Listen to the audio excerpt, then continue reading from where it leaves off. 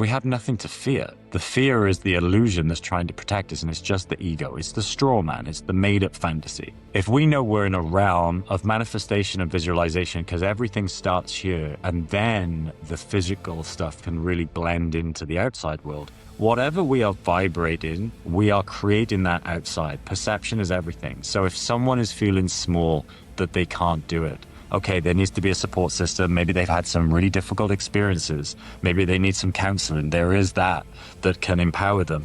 But, and I'm not saying it's an easy shift. It can be a difficult one for some people to really switch that with the belief, because in this competitive system where someone might have got the job over them every single time, they might have been dumped by someone, they might feel like worthless. I get it. But when we can have the support and the encouragement around us to truly believe that your frequency and resonance of scarcity, little old me, is creating your outer experience, it's empowering.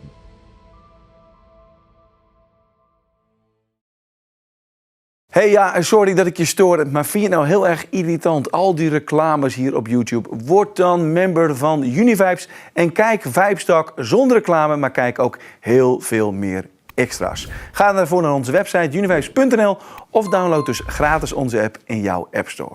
Welcome to this new episode of Vibestalk Extra. In this episode, I sit down with Ben Smith, also known as Ben Aware on Instagram. And his inspiring messages have recently touched and awakened thousands of people around the world. What happens when you stop living by expectations and start listening to your own truth? Let's dive in. Welcome, Ben. Welcome to our show. Of course, I'm super happy that you're here today. And I'm really curious for the people that are discovering you, just like me, through your Instagram videos. How could you describe who you are beyond titles or profession or all those kind of things?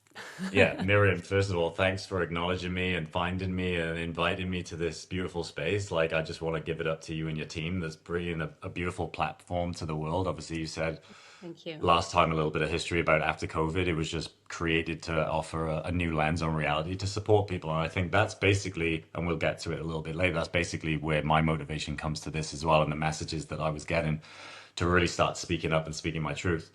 For me, out the side of titles and labels, I'm a guy from the South Wales Valleys in the UK. I had trails on the back of my house, and I had a panoramic beautiful view of the valley that my dad built the house that my mother still resides today in at 73. And just a guy that was surrounded by nature, and then ended up going to Welsh school and speaking fluent Welsh. But at a time where I was about 6 or 7, my sister's 4 years younger than me. She had a little bit of a jump start, so she went to nursery, but I really struggled. I found it really difficult to pick up another language. And I'm not sure if you've had any experience with Welsh, but it's a very difficult language to pick up. There's a lot of mutations, and different words depend on the next word that comes, and maybe the letter changes. And for me, I can't, and maybe this is untrue, but I was thinking about this the other day. I can't remember there being a time where my mother and father sat me down and was like, okay, you're going to go to a brand new school tomorrow and they're going to speak a different language. Like, it was just from one day to the next.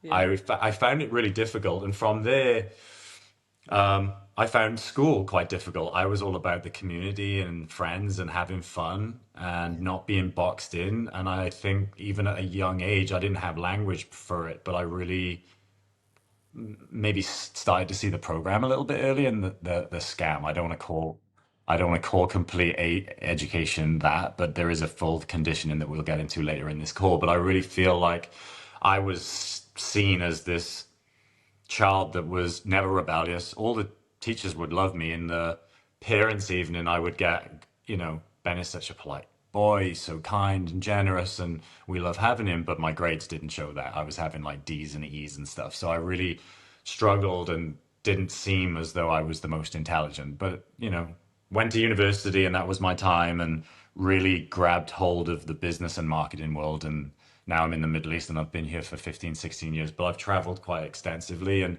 because you are now in Doha. Doha, Qatar. Yeah. Yes. Okay. Yeah. So I've been here on and off. I travel quite a bit, but I have a business, a basketball academy. That was my background. I was a basketball player first and foremost. And juggling basketball and work, and then life happened, and dad actually passed away when I was 25 and died, and that was a huge turning point in my life. And that came as a big surprise for you, or was he ill? What happened? No, it was not planned. It was a complete shock, and it was most likely the catalyst to a spiritual awakening, where the veil of this control that you think that you have on life, that you have some kind of say, and the parents are going to live forever, and they're going to be there at your kid's birth or whatever. Like, no, it's all uncertain, and never be surprised. Yeah, and how did that shape you as becoming who you are now? I mean, how what happened then? How did you start to look at the world?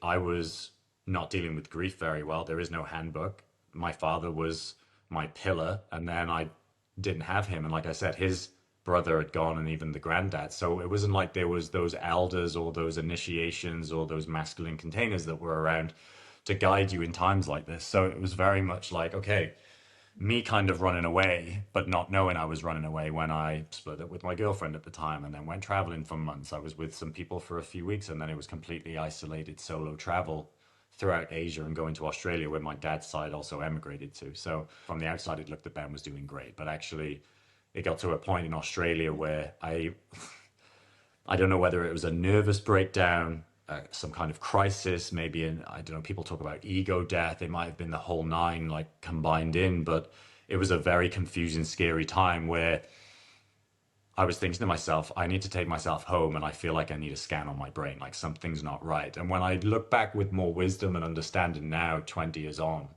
so I'm 43, this was when I was about 25, I feel like it was part of the structure, the straw man inside of us, the construct, the persona that we've built, because I had come from this background where, like I said, I'm a Valley, South Wales boy.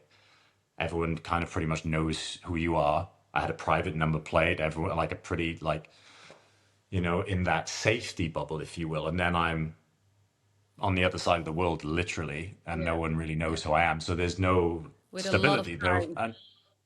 yeah. And it wasn't even like dad was coming up in my mind, so I couldn't even put it down to like, oh, I'm grieving. For me, it was probably a combination of like, I'm going through delayed onset grieving. So I took myself home, and I was with family that I didn't really had met before, because my Australian family had emigrated like 50 years before. But so I was with family, and I just knew I needed to take myself home. Did you do that because you were afraid you would do something? I mean, were you so... I just wanted to figure it out, because it was weeks and weeks and weeks. Now, there was a lot of catalyst to that. I wasn't working out. I was drinking alcohol a lot. I was traveling up the east coast of, you know, in a 4-month period in all of Australia, and then flying to Ayers Rock, 2 weeks in Alice Springs. Then I was flying to WA in Perth in Western Australia. So on the move constantly, and just consuming alcohol, not going to the gym, and not really getting these vitals in that I really have as rituals now that support me. So I think it was a combination of a lot. And I can remember saying to my sister when I got myself back home, and there was just days I wouldn't even open the curtains, let alone leave bed. And I said to my sister, look, I would never commit suicide, but I just feel like I don't want to be here. Like, there's no motivation. Yeah. When people hear this, they find it so difficult to understand, because from the outside, everyone just sees Ben as this like extrovert, super motivated Leo that does this. But I'm still human at the same, I'm not, you know, there's nothing there. So yeah, it was a huge blessing, honestly. And it gave me so many lessons. And then, as I said, began this spiritual journey that I've been on ever since, really. What made you start doing this? Because, I mean, from being a businessman, living his best life, because you build a really nice life for yourself. You've been living in Asia for a long time. You have this company. It's working well. What makes you go out in public like this? Yeah, so I've been a meditator for 10 plus years. That's been a huge part of the support that I offer myself, and my guidance and the grounding. And then I've been very observant on the world. Like I said, since school, there's been this moment where I would kind of not have language for it, but kind of see that there's something not natural about this. Like, I want to be outside playing. Why are we in here regurgitating stuff, which is just a version of someone else's story? So I started questioning a lot. And then there was a few documentaries that really dot connected for me at around this time, where I was dealing with a lot of death before my father. And then I was 18 when 9/11 happened. That was a huge catalyst for me. I started really asking some deep questions and seeing things differently to the vast majority and not being concerned that I was seeing a different version. And then the more I looked, the deeper I got. And then there was just, for me, seemed quite clear that what I'm being told is far from what feels true inside of me. So I just kept on that theme and conquest. Could you talk And with other people about this? Were there people in your environment that you could level with, or not at all? not really, very, very few, very, very few. So I was very selective. And whenever I gauged into a deep conversation, if someone I heard, I would pose my version or whatever, and it was really squashed immediately, or I was offending someone, or I was told crazy or whatever, because it's challenging people and the majority really when everyone's in that huddle and they're seeing things a certain way. So then I really kept all of this to myself, but did not stop, because for me it was just how I saw it, and everyone has to find their own path and their own way, and what feels right. So for me, it's been 2+ decades, and then last year I was with friends in Portugal, and I was on a retreat with them. Beautiful retreat in the Algarve. My two friends were leading it. Meditation, yoga, a lot of expansive experience happening, people changing their lives. And even then, the meditation message started to come. And I knew exactly what it was immediately. And I couldn't deal with it straight away because I knew what it meant. And it just basically said, sometimes it was words, not in my voice. And sometimes it was just a felt knowing. And it just said, stop sharing other people. Because my Instagram page was completely dormant since 2017 when I'd shared one picture of me in the Philippines traveling. Okay. And then the only thing that I would share is stories. And typically 90% of my shares would be other people talking about things that I agree with. Whether I don't like using the word conspiracy because I found something funny the other day. The only thing different between a conspiracy and truth is about 5 or 6 years. For me, it's more. For Yes. me, it's about And here we are, truth bombers. truth bombers, exactly. So I don't like using that. And apparently it's documented that the CIA Yeah, coined that term during JFK when people were questioning the narrative even then. So there's always of course. been these Yeah. renegades, whistleblowers, people that didn't have a sense, and they've been silenced. So we are the minority, but I think we're coming into this space right now where awareness is supporting everything that just got dropped recently with these files. Yeah. There's going to be more and more expansive questions being asked, which is a great time to be alive. I'm inspired. So getting back to it, it basically just said, stop sharing other people's truth. If you feel so passionately about it, speak up. And it did not stop for months. Did not stop. Wow. I That's a was in, message, right? it That's was a real deep. message. And to be Yes. honest with you, I think it was me ignoring previous kind of an urge to do it. Like I would really passionately share someone else's message. And in my like in my close circles of friends, and definitely with my partner, they would really understand how I truly felt about the world. So there was this voice that I had, but it was really quiet. But deep down, I'm such a passionate person. Like I'm a Leo, I'm 3 times fire, like 3 times Leo, like I'm super passionate. So, and I would be inspired by these people that would get on stages and really say these things, or whistleblowers. So I think it was down to, and I think this is where source comes through us sometimes. There's no getting away from it. I think that I was dumbing down mine, maybe from insecurity and fear, which I know we'll get onto later because it's just a beautiful thing to start looking at because it's an illusion. And I think I was dumbing down my own voice, and then Source was like, "Look, if you're not going to take charge, I'm going to kick you up the butt, and I'm just going to repeat this daily in mantra in your meditation." So it did, and I was in Lebanon, I was in Beirut, Lebanon, in October, and I thought, screw it, and it literally is, and I've pinned the first video because that's when it started. It was like from August when the meditation messages started.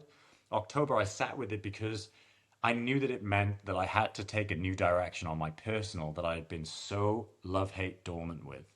And I wanted to actually start spending less time on social media, not now editing videos and doing this. So I had a real deep contemplation with myself because it was a huge new shift. And I gotta be honest, Miriam, and there's Yeah. so many beautiful messages that I could share and things, but since doing it, it's felt only expansive, as in I'm doing what I'm meant to be doing now, because we didn't touch on it, but for people not knowing what my business is, I run my own basketball academy. I was a basketball player. Now I'm running my own basketball school for the last 11 years in the Middle East and living out a dream. Yeah. Like, we are here to play and create. And now there's this split of the sports athlete business owner, which I love, and then the spiritual warrior, which I've been balancing. And now I'm really taking it to the public arena. And honestly, it's been And enjoyable, how's it going smooth, for you? expansive. Honestly, the Yeah, scripts yeah, are, I'm just basically I'm not doing anything new, but just sharing my personal daily journals. And this is only what I think yeah. about and love having deep conversation with. But do you think that without meditation, you wouldn't have had like these kind of messages or the direction that you went into? Are you still meditating to get information, or does it just come to you now? That's a great question to begin with. I don't know. I think there's intelligence that we yet to fully understand here in the cosmos, in the universe, in the world, in the realm, or whatever we want to think of it, whether we believe it's flat, globe, whatever, an energetic, multi-dimensional, tethered realm. And I Yeah, who's to think say? whatever we're meant, yeah, I believe that whatever we're meant to be doing, whether we do it in this lifetime or we don't, we're going to continue to repeat or get to the lessons that we're meant to be doing, or to the passion and purpose. So I don't meditate for messages. Messages come whether it's in, 11:11 or the time, or winks from guardian angels, or even someone giving me a coffee and giving me something which they probably didn't know that helped me the later that day. Like, I think there's messages when we're tuned enough every single day that we are picking up, whether it's from a stranger or an animal or the time on the clock, which just reminds us where we're supposed to be. So no, I don't meditate for messages. But when you get quiet enough and you've done it for so long, it could be meditation, it could be through breath work, it could be through a connection, a friend, whatever, even a song that comes on at the right time. I think we're Yeah. literally surrounded by intelligence the whole time, and it's our perception that really allows us to see the magic or miss the magic. But I think you have to get still to be able to perceive it, right? Because in the world that we're I living in at this moment, with all the distractions and everything that's going on, we just unlearned, I think, to see what's really going on. There's so much going on, but we're just not able to pick it up. Yeah, I mean, the quieter we become, the more we see through the distraction and the conditioning, because it's dense. If we really zoom out and know that since birth we've been bombarded with not just chemicals, if we want to talk about whether babies have vaccines, maybe there's home births like my friends just had last week, which was beautiful, and they're coming into more harmonious settings. But in terms of marketing, gimmicks, toys, bright lights, all this stuff, it's so intense, like you said. Yeah. The quieter we become, the more loud we kind of tap into our true core nature, which really is just, unconditional love, but really just awareness. That's all we are, is aware. We become aware, layered, zoom back out from the person in meditation, and we can just see actually that we are really not even our thoughts. Beautiful book by Michael Singer, Untethered Soul. Such a dot connector for me like 12 years ago. Second chapter, you're not your thoughts. That was huge because I didn't have language for it, but then it was captivating everything. So yeah, If you're not your thoughts, what are we then? How do you see that? What do you think that we are? I mean, if we are awareness, what are we part of? yeah, great question. I mean, but that's it. We are just awareness. And when we can untether, just like the book says, from this human experience that we really grasp onto. I'm Mirjam, I'm Ben, I am a basketball coach, like whatever. We forget that there's this spiritual being within us that through silence, and some people may gravitate down a spiritual path or plant medicine, or there could be other catalysts, but meditation, for me, breathwork also has been huge. You start to have these experiences and you start to get quiet enough that then there's a separation between you and whether it's the thought or an insecure memory that from the ego is trying to protect you. But and it's huge, right? Sri Nisargadatta's book, I Am. Literally, we just are. We are. We're not depressed. As soon as we start attaching ourselves with conditions or labels, then that's going to be the catalyst for creating that reality that we see outside. So if we just say, I am, period, then we're just separate from all these things that we're trying to And it's, it's no fault. It's full condition because most people don't do it on purpose. They're just like, oh, I'm so tired. Oh, I'm such a klutz. Oh, I'm so this. That really is energetic fabric that is going to create the rest of your life if you don't put a stop to it.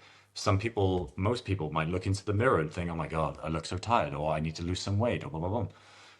Rather than knowing that I feel sad today, or I feel depressed, then there can be a separation between you and the emotion, or you and the feeling, not that you are this. You just are abundance, Yeah. like all present love, awareness, basically. It's actually said that we start believing the labels that we put on ourselves, right? I mean, it's like we are our job. It's like we are the mother, the husband, the friend, the worker, the whatever. I mean, that's not our essence at all. But because Absolutely. it's so in our face, it's something that we start believing, and it's so hard to throw that idea away because 100%. that's what we learned. 100%. Yeah. No. And then that's why it's no one's fault, because the conditioning and the distractions have been designed that way. As kids, we were asked, like, what do you want to be? There's a great story, whether it was John, I think, if I remember rightly, there was this thing about John Lennon when he was in school from the Beatles, and there was a question that we've all got asked in the classroom. It was a teacher saying, what do you want to be when you grow up? So everyone was like, okay, a nurse, a doctor, a policeman. And John Lennon says, happy. And the teacher says, I don't think you understand the question. And John Lennon says, I don't think you understand life. Really? Getting back to my father, he had, and I tell you, Mirjam, the biggest funeral I will ever witness in my life. And he was a dustbin man. And he was adored in the community. And what I learned from that really at a young age is it does not matter what you do, even though we are primed to compete. We're primed to take, it's fun, but we have to understand that it's just a little mask that we're playing all the time. I can be Coach Ben, and then I can be Ben Aware or whatever. There's just these areas where we have to continually be more childlike in our imagination. And when my dad was a dustbin man, when I was a kid, and it's so shameful to admit, and I've done my own work around this, I was embarrassed of my dad at the time because he was a dustbin man.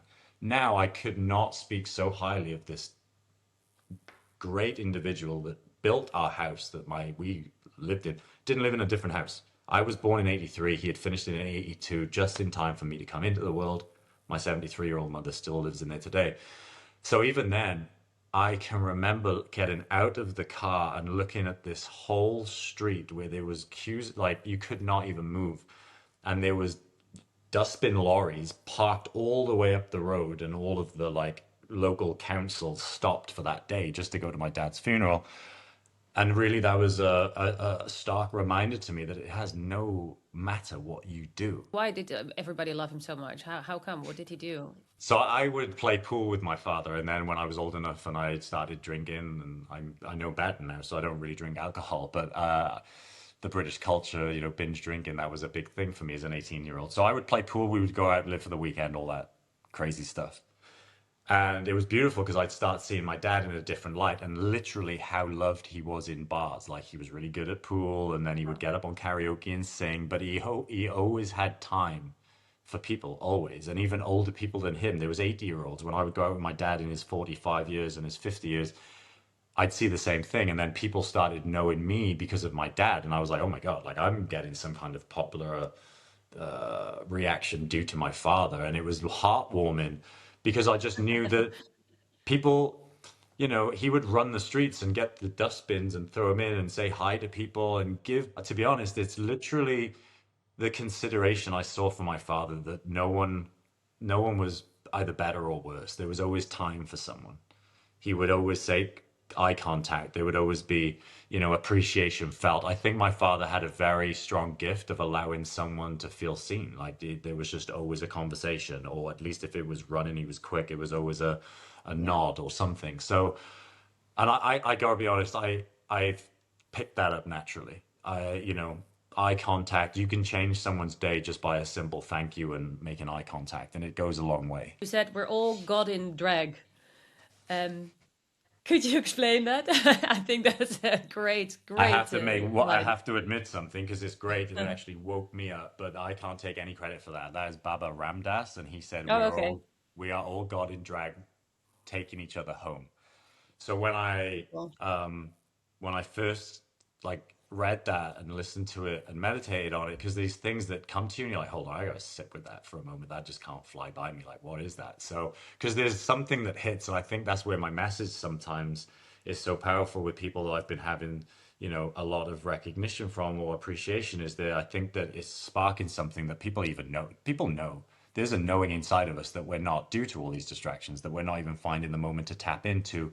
We are the healers we need. There's nothing else outside of us that we really need. It's quieting down and really going within. So getting back to we are God in drag, it's basically that it's not that we're forgetting our humanness. We're attaching ourselves way too much to the humanness and we're forgetting about our spiritual being. And that if we can, again, through, like I said, have that detachment a little bit and just see this as almost like a movie and a character that I'm playing, and that I have, just like what Jesus said, the kingdom of heaven within me and all me, then we really stand, yeah.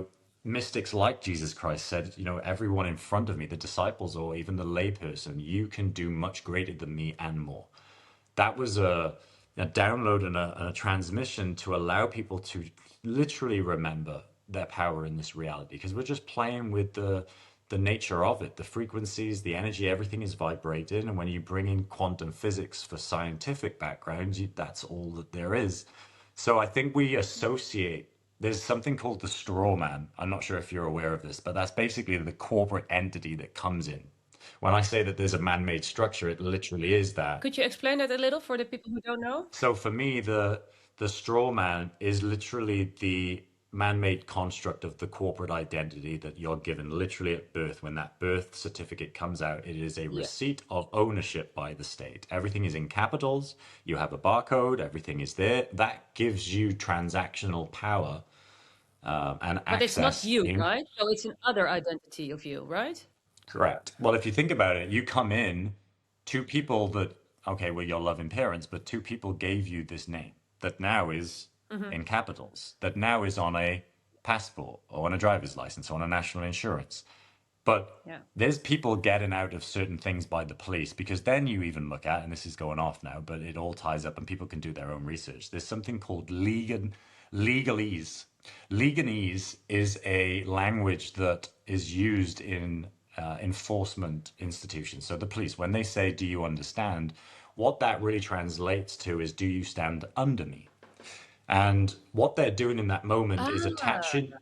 Yeah. So what they're doing in that interesting. moment what they're doing in that moment is not trying to get one up on the police, because sometimes there's just things that you shouldn't be made to. Yeah, you should never be standing under. You're losing your consent in that moment, your sovereignty. And if you can not play the game and get away with things from the police, but truly understand the construct and the game and the matrix that we're living in, it gives you more awareness and more power. So in that moment, what they're doing is, when you sign something, you're signing as your straw man. That's not divine God in drag me, because I'm boundless and I have no name. I just came in. I've just No. come from soul realm, and I came out of the most incredible portal in from the womb, and I'm now in physical reality. Physical Yeah. reality. But as soon as they capture you with this, like for me, Miriam, I started to understand this in my 20s, and I would stop. People would be looking at me crazy. I would not want to sign things. I would get caught speeding when I was a kid. Like, obviously, we've all been there, right? So, you know, when they have that signature or things come to your house, it is addressed to the straw man, which is the corporate identity that you transact and operate in this world. But actually, your straw man is doing all of this stuff. So when you really understand that, and you begin your spiritual identity and spend time in India or Thailand, or even just read a book. You don't even have to go anywhere. Just sit and meditate in your house or your garden. And it takes time, but when you get there, that's when you truly begin to tap into true nature source, who you really are. The straw man is a completely made up persona. And getting back to it, that dissolved for me in Australia when I had to take myself home. It was that part of the identity, because you're never separate from your true source. But I started because I was attached to that. And everyone, not everybody, but most people are. And that's where it becomes really difficult and depressive. And I'm sad because we associate with this identity so much. And when the program starts to crumble, we feel like we're like crumbling too and we're losing it. But actually, we don't go anywhere. We are always boundless, timeless, limitless individuals, souls. Sorry. Yeah. How could this help people in their daily lives to understand that we are that we are different, a separate entity actually than our straw man is? How could this work for us? How?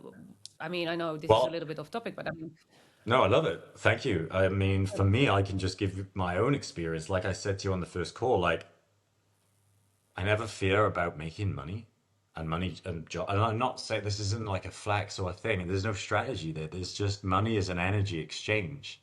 yeah, It's literally an energy transaction. And when there's no fear against it, we actually have full, open, abundant possibility to receive. If there's blockages and tension in the energetic field, our heart emits 3 or so meters out into the field. So does our thoughts. It's yeah, all interacting the whole time. So if we're in this scarcity mindset, we put a block towards any opportunities or money. We have the power. yeah, Kingdom of heaven is within.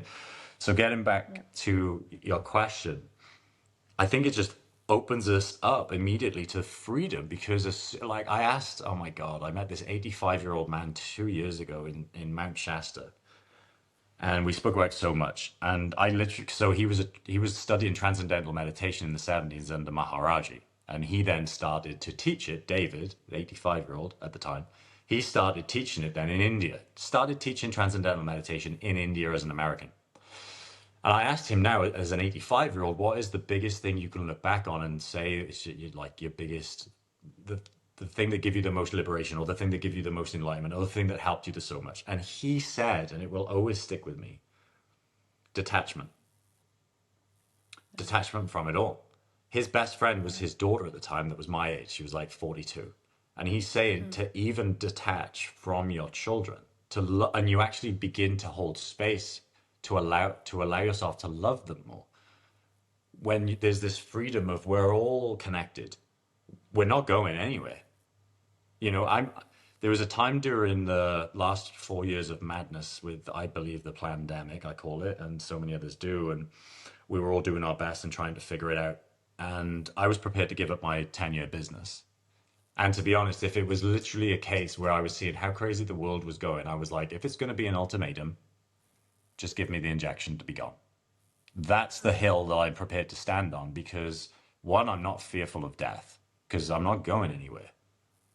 no, You know, there's so many stories of gurus in India and the disciples are like crying at their feet because they know they're about to pass over. And they're like, why are you crying? Where could I go? They're just leaving the body. And you yeah. truly step into that. So getting back to your point, sorry, because there's so much here and I love the conversation. I think it just opens up more freedom because then instead of attaching to the straw man and to the Miriam and to the Ben and to the job title and to this, because Yeah, it's so damn heavy, bills and yeah. ends meet. And when we can just see that this is an experience right here, this is part of the play.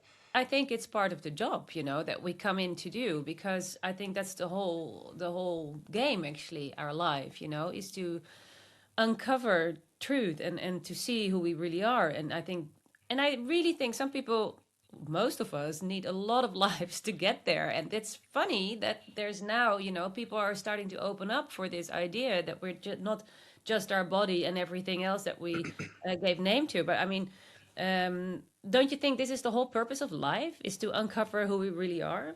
Yeah, I think there's my greatest understanding is that there's things that we can only experience as souls here on earth in the human Yeah. form, right? Insecurity, loss, grief, whatever. Like I've still got many things that I'm still working through. And it's an enjoyable journey. So right now I clearly wasn't dealing with grief very well. And I was one of my teachers, clearly, because I was losing it, not losing, they don't go anywhere.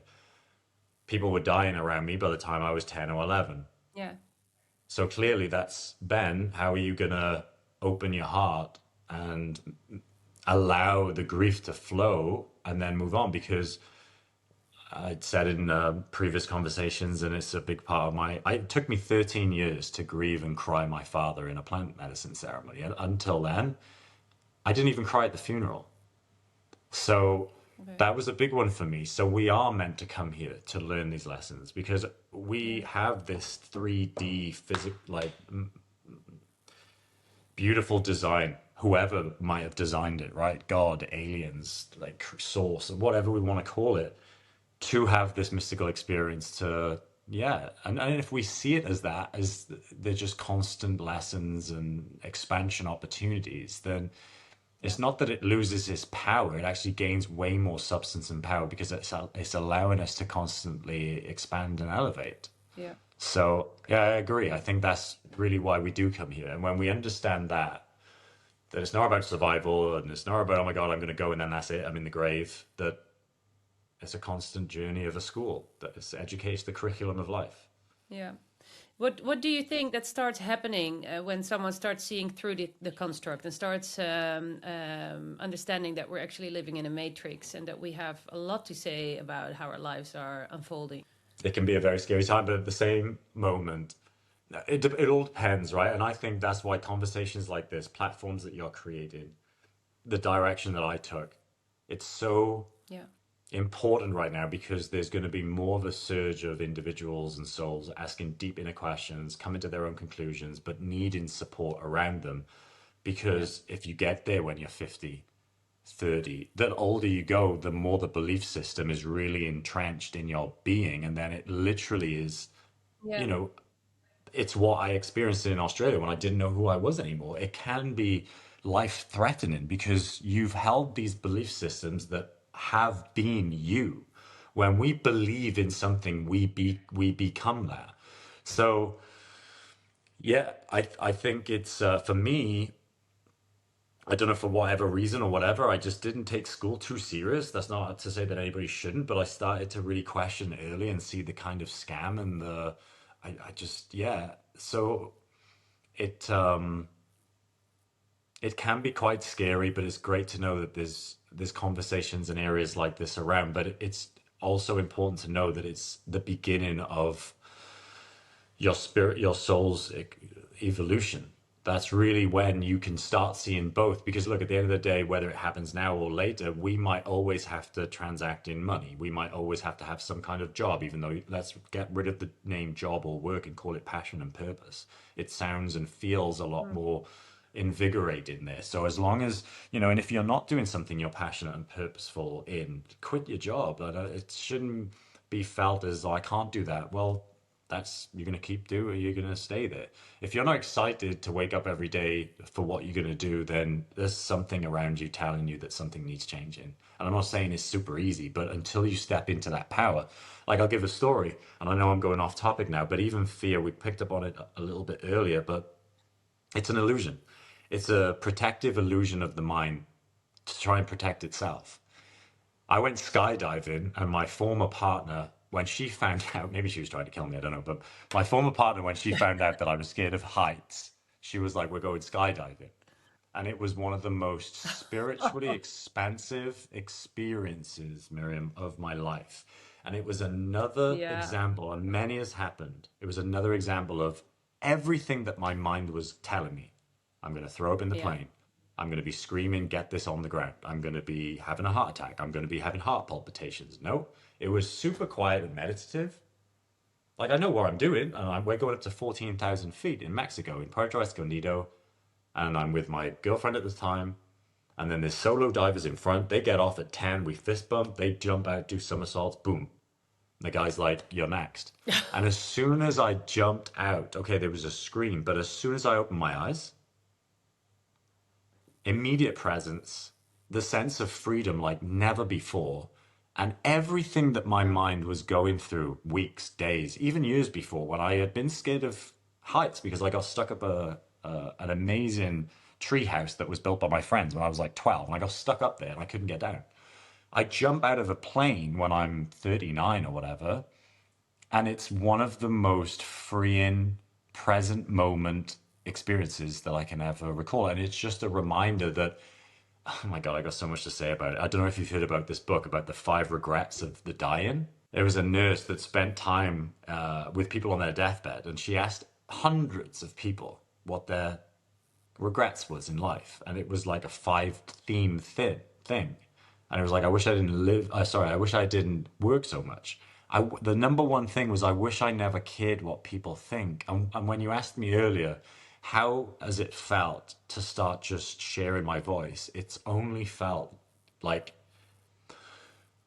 a breath of fresh air. It's felt like I'm meant to be doing what I'm doing. I've had so many DMs of acknowledgement and recognition and thanks. And I feel like it's something that I was meant to be doing either a long time ago, and now something in meditation came and said, yo, hurry up, like start doing it.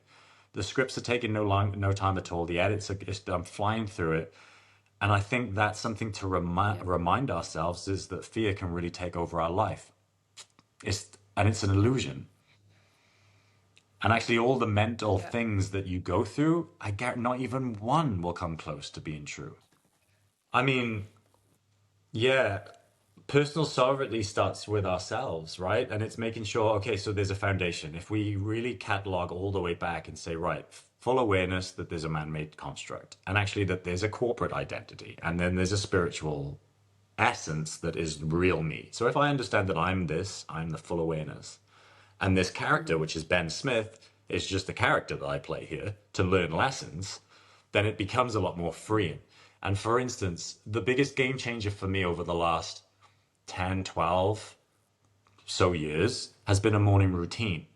Now I have different morning routines depending on my daily structure. Like you said, I'm traveling a lot, I'm running a business, and I still have many commitments and many things to do. So I have like a 10, 15-minute routine if my day is super tight, and I don't have a family or children. So all props to anybody waking up with 2 or 3 kids and getting them off to school. And I get it. Like, well, I don't fully get it because I'm not a father, but I can understand. But this is where the Yeah. The sovereignty routine. lies, is if, exactly, yeah. This is where the sovereignty lies, first and foremost. If you know that you're operating in this curriculum, this game, this cool thing, how do we start before the game catches us, where there are anxiety, stress? Marcus Aurelius wrote in his Meditations, one of my favorite books, that wake up every day knowing you're going to encounter idiots and fools and tests. So if we understand that, how are Yeah. we preparing our nervous system? How are we preparing ourselves? So are you getting up 5 minutes early to do breath work and breath holds? Are you jumping and tapping and moving the energy that's around our system that's been dormant for 8 hours while we sleep? So in between the busyness, which if we can have that expansive separation, it's not so much we don't take it serious, but we see it almost as a play. And this is our spiritual real essence. We need to make sure that we Yeah. tap in here first with humming like a bee, Brahmari, with our frequencies. Maybe we have tuning forks. Maybe we do some like whatever, even going to the gym and movements medicine. Can we tap into this first before then the matrix starts and we tap into our straw man? So that's where I think sovereignty happens, on some Yeah. freedom It makes a where, huge difference. I know. It makes a huge difference, but nobody has time, you know. And that's the whole red race that we're in, of course. Right? I mean, yeah, words are powerful. If you don't have time, then, I mean, you don't have a life. There's always No, but moments for that's the sure. excuse. I mean, I know we all have time. We just Exactly. have to make the time. I mean, exactly, of course. But this is the excuse that everybody's using. Yeah, I don't have time because, you know, I have to do this and this and this. Right? Yeah, you're so right. What it is. Exactly. It's an Yeah. easy it's an easy reply to say all the time because people are busy. I get it, but I've Yeah. met, multiple business owners, billionaires, CEOs, and family. Like I meet, I do all my stuff, and I look at these guys I know, and I'm like, I don't even know how you do a family, and you have all these businesses, and they still make. Well, let's put it this way: words are really powerful. It shapes our reality. It's not even about. Yeah. It's how we invest our time. Don't spend time. Oh, Yeah. I don't need to spend time doing this, or I don't have the time. How are you investing your time? And you'll see Yeah. really where your priorities lie and how the life is shaping in front of you. Look at how Yeah. you're investing your time. So Yeah. can we get up 10, 15 minutes early? So yeah, it's really, that's where the sovereignty and the ownership and the responsibility comes in, that really would have a huge impact on how the rest of your day and life goes. Yeah. You touched on not drinking alcohol a few times. What do you think that what does for not only the body but also for the mind? Yeah, it's toxic. I mean, there's even a lot of ancient things you can go into reading if you want to look at names. I think there's a lot of truth in what our language holds, and there's drinks and spirits. There's drinks and called spirits. There's a lot of ancient writings when you go deep into certain scriptures that when you drink spirits, that you're open for potential spirits to enter. You know, we've all been drunk and had these out of mind moments where we might even wake up somewhere like it's it's crazy to me where these things that are heavily available to us and taxed, but really, for want of a better word, kill our insides, our liver, our kidneys. Alcoholism is a huge fatal substance when you look at it, but it's completely legal. And Yeah. I've never met anybody that's died from smoking marijuana or ingesting psilocybin. And these, I believe, have been by design removed. Well, I know there's when you look at history, you just see why even the war on drugs was labeled because certain people were threatened that had press paper mills and were making up stories about black men smoking weed and raping white women because hemp literally is one of the most durable substances, but it's also associated with cannabis and marijuana. Whether it's acid, LSD, psilocybin, whatever it might be, they are mind altering states of consciousness. They're immediate access. And it might be too much for someone. I'm not saying that, but there needs to be a safe space. Yeah. And then you have alcohol, which is completely the different. What does it do? It doesn't open your mind. It lets you forget your problems. So in this dog eat dog competitive system that by design, but by the way, if you read Darwin's book on species, the term collaboration was noted way more than competition. However, that doesn't get said, and we're in this competitive dog eat dog system. Everyone's living for the weekend and drinking their problems away, and it's given us, you know, a system that, yeah, is okay forgetting their problems, but who wants to forget the problems? Let's talk about the problems. It doesn't have to take psilocybin. Let's have some breath work or meditation or some silence, and let's talk about the problems. Let's not forget our problems. So for me, especially in the UK, it's a binge drinking culture. It's great to see now through research that so many youngsters are apparently drinking less, and I've never felt sharper. For me, in my 30s, the hangovers become so painful that I began to drink less. And like now, I might have a glass of wine with some friends at dinner, right? But not for a while. And I just feel sharper, feel clearer. And I feel the same actually and I'm a big meat eater. And this is the next biggest conversation that I'm going to start looking at is because I've been vegetarian also. And I've been so light in my meditations and the depth I can get to is astonishing. So there's really another thing that I might be looking at soon in terms of my nutrition. But alcohol for me, yeah, when you look at the whole scam of the Matrix by design man-made thing that we're in, by the way, I mean, even the calendar is wrong. We're out of sync with nature. Our circadian rhythm is off. There should be 13 months, not 12, and every day is 28. And then it's like, look at what's legal and blasted in our face with advertising. Heineken, do this, do that. And you see the game. You start seeing the game. So yeah, for me, it's been one of the most empowering things to do is to drink less alcohol. Yeah.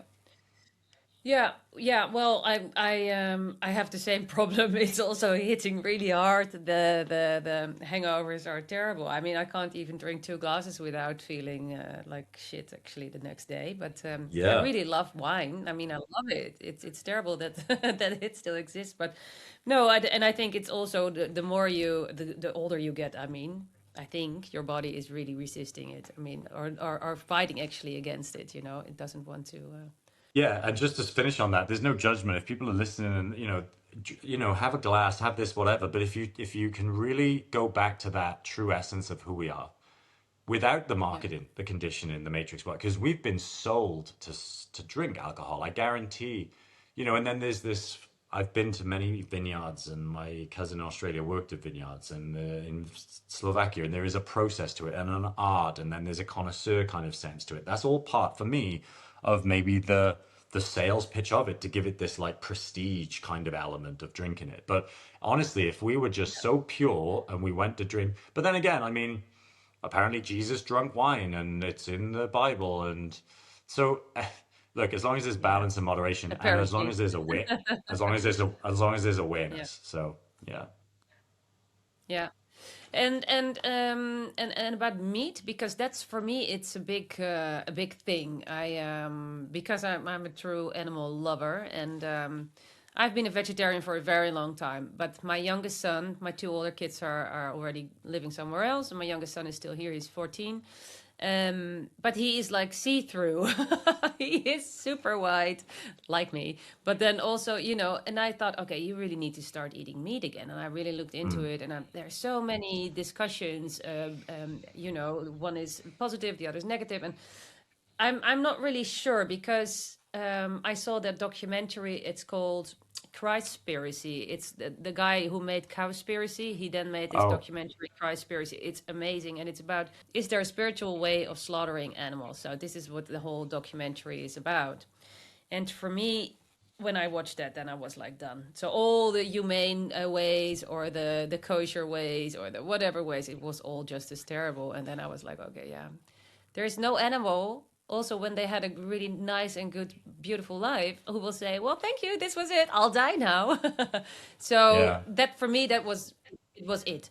But I understand that not our bodies are all alike, and some people really just need to eat meat. I think I personally, I'm doing fine without. But I can imagine, because if I look at my son, he really needs to grow, and yeah, I think it's important to have some meat. But what's your take on it? Because you said you were vegetarian and now you're eating meat again.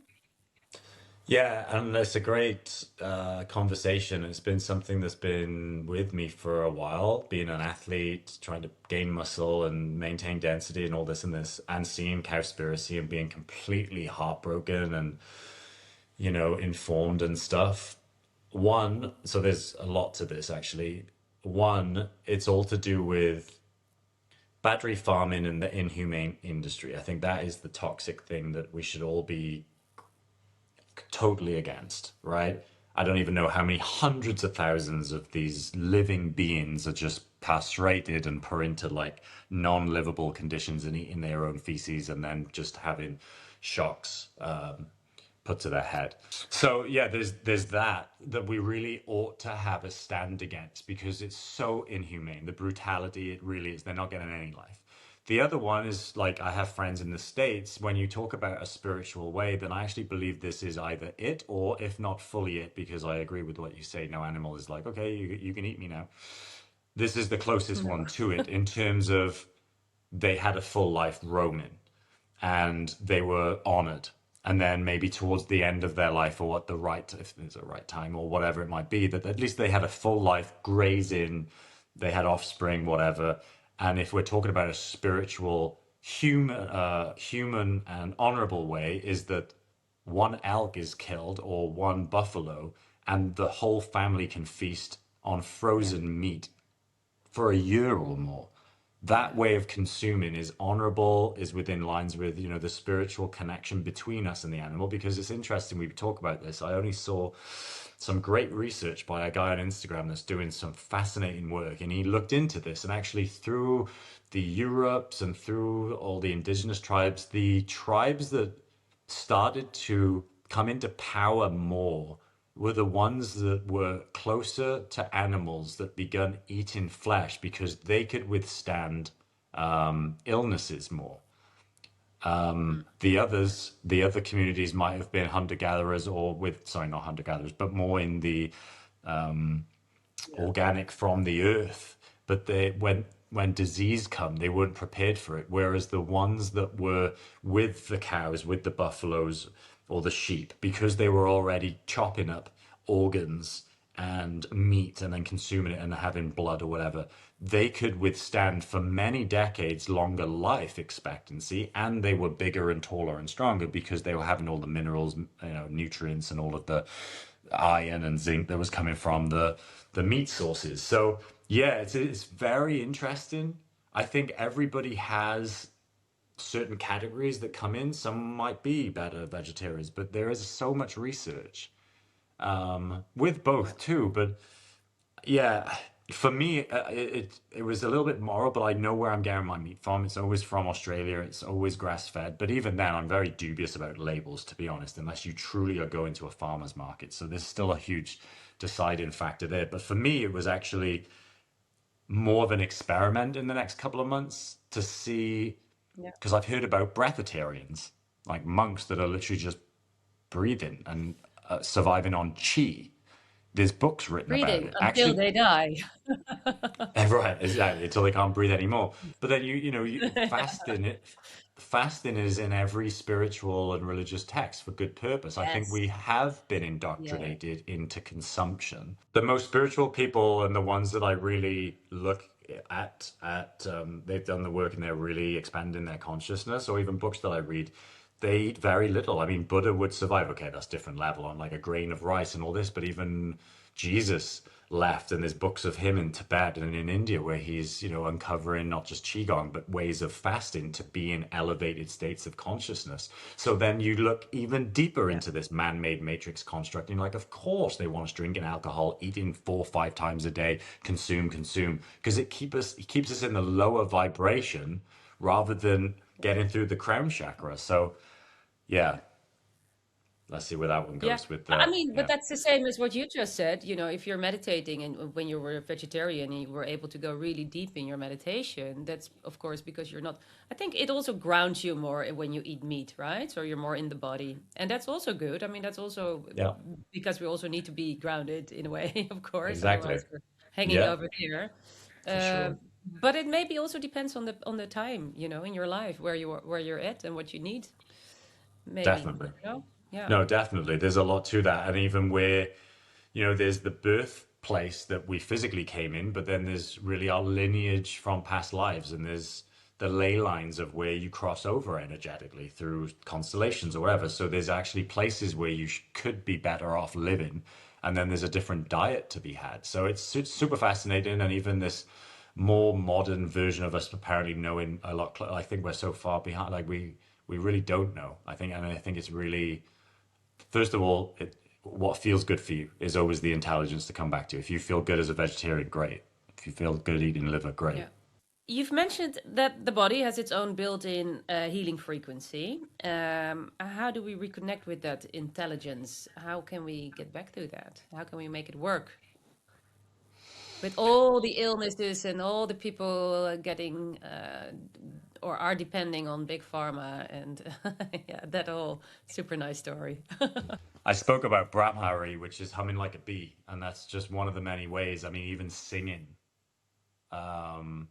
Gregorian chants and all this that you can search on Spotify, or like I said earlier, with a tuning fork or a singing bowl or a gong or whatever it might be. Yeah. Frequency, as Yeah. Tesla pointed out, is literally the makeup of the world, but what all organs do is vibrate a certain frequency, and if there's disharmony, that's when disease can come.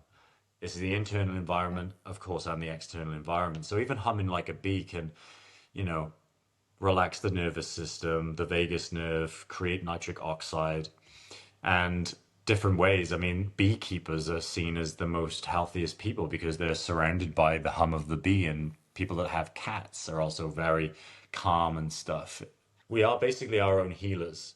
And that's where words can be black magic or spells or create the life that you want. But we access it by, first of all, if you believe in magic, then magic will occur, magic will happen. If you don't really believe in this, and there is this stigma of it being too woo-woo and too spiritual, but actually I'll say this, and where scientists will say spirituality is catching up, but actually science is catching up with spirituality. I think it's the other way around. We've talked about Greg Braden, and I've mentioned him before, and Bruce Lipton with epigenetics. There's so much power in even the belief of biology. So it's not even just humming like a bee, which I do daily. This is another nervous system relax that I do in the morning or even in the car. And just try it for a few minutes and you'll be surprised. It's really calming. And just the voice, these vocal cords, you know, people forgiving us, that energy transmission between two souls can like let the nervous system relax. Like we literally don't give ourselves enough credit for the magic and the power that we truly have. And I think that needs to be given more onus and appreciation, because we outsource, like you said, whether it's a pill or whether it's you.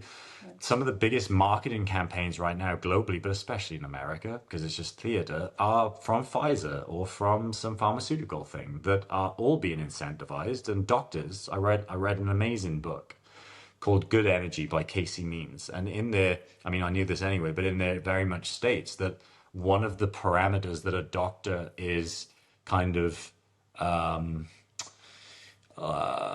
like one of their main goals that quarter would be what like pharmaceutical drug have you managed to sell, or maybe your pay grade might be determined by how many of these things are you selling to public. So Yeah, yeah, when yeah. that's Yeah, yeah. when that's out there and you know about it, you know, and it's yeah, understanding and awareness of that is one thing, and then truly knowing, you know, I'm not saying if we break a leg we don't need intervention, for sure, and I've been there and I've had hospital visits when needed, but when it comes to health and vitality, it really is within us for a lot of it to empower ourselves and to truly heal on a holistic way. Yeah, I mean, when you break a bone or a leg or something, of course you need to go to hospital. But it would be so nice, you know, if for all the other things that are just, yeah, happening.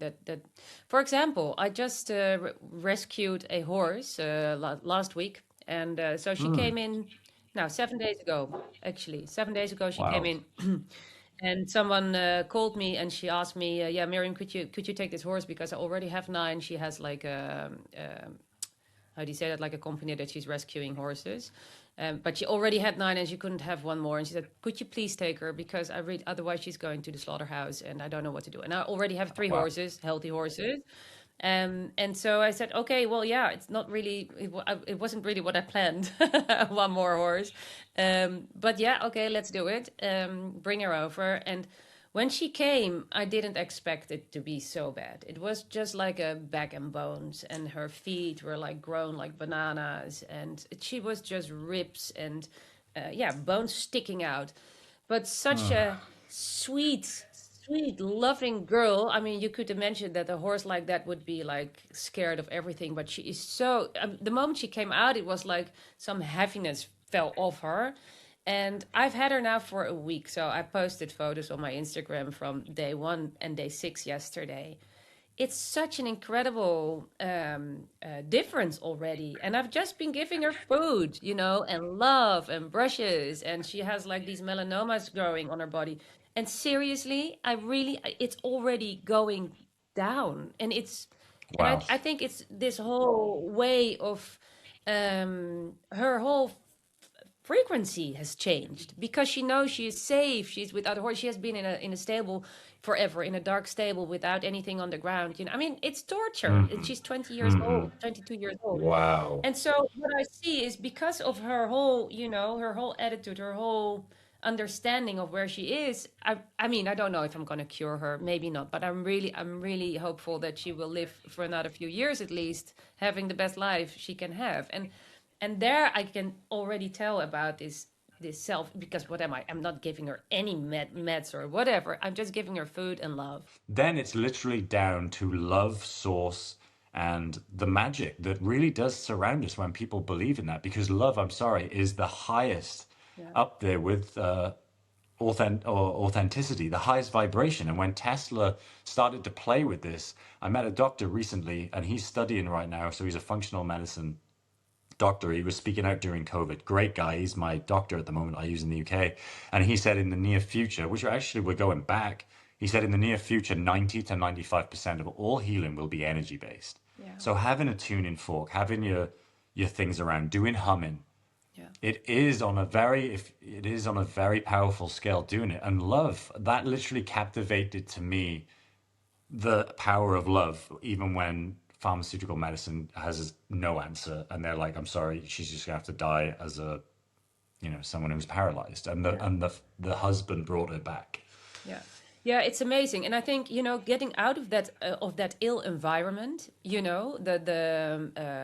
idea that you're ill, the place that reminds you that you're ill, the people that remind you that you're ill. I think getting out of that whole thing is also a very strong thing to do, because that's what my father says. He was talking about burnouts and everything. He said, yeah, you can give people whatever medications for this, and put them to rest and make sure they don't work and don't be over excited or whatever. Don't make them anxious again.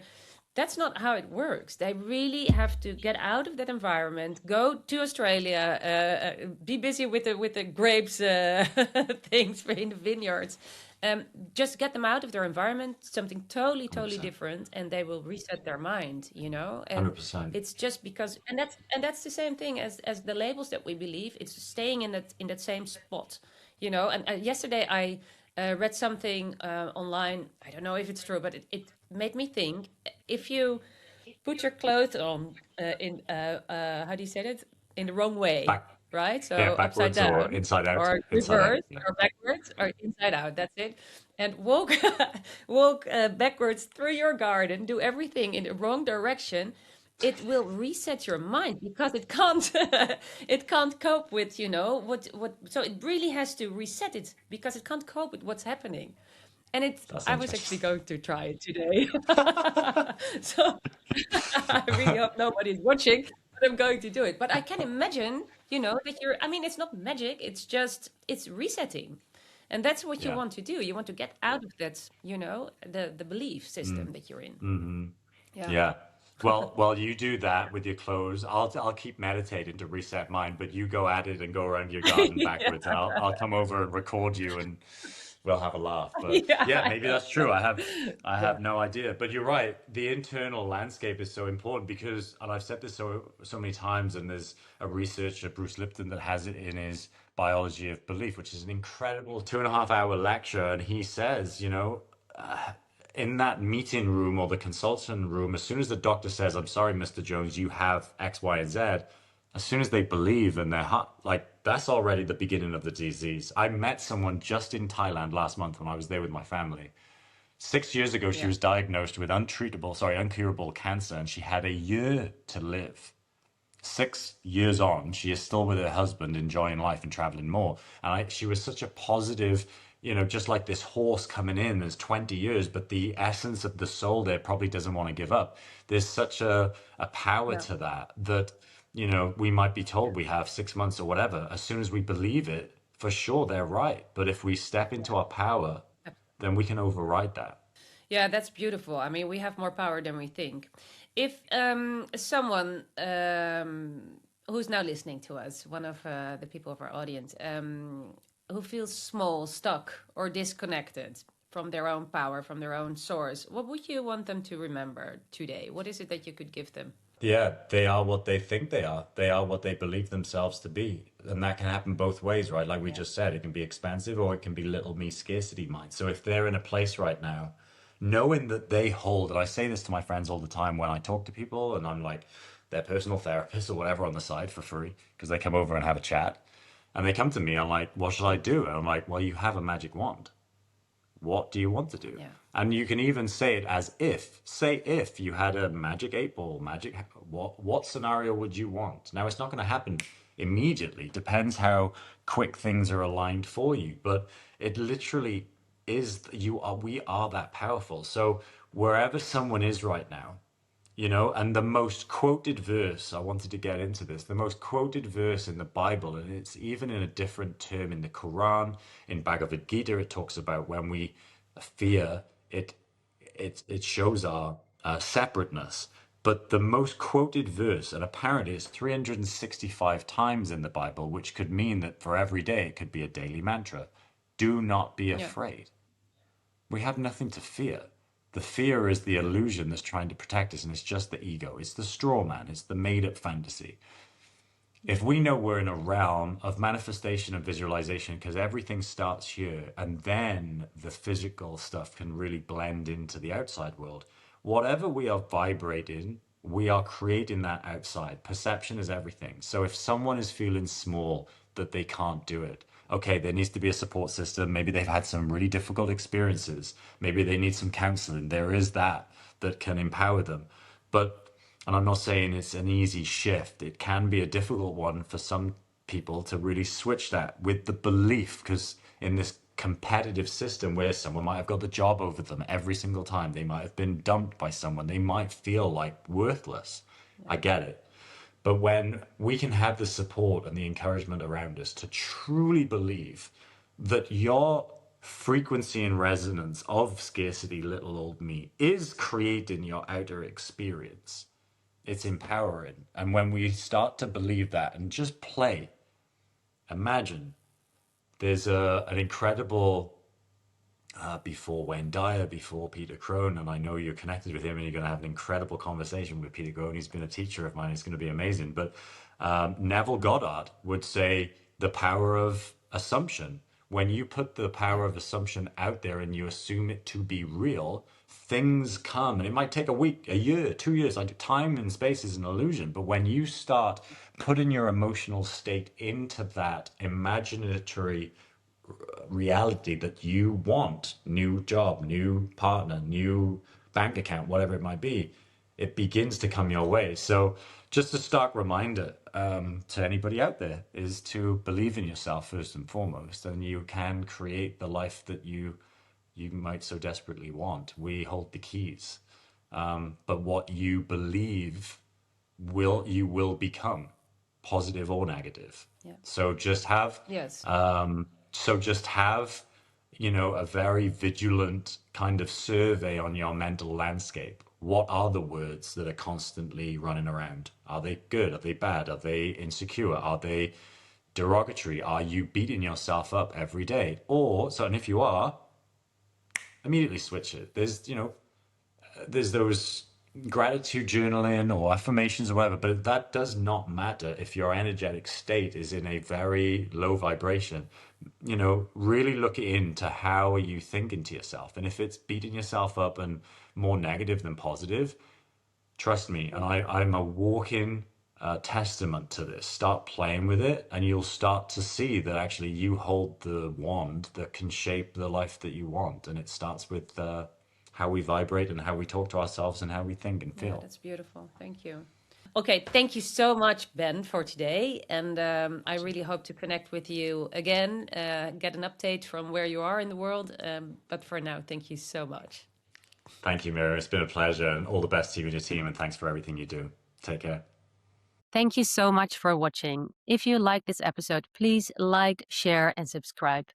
That way you will help us to reach more people like you and me. For now, I say goodbye, and I really hope to see you next time.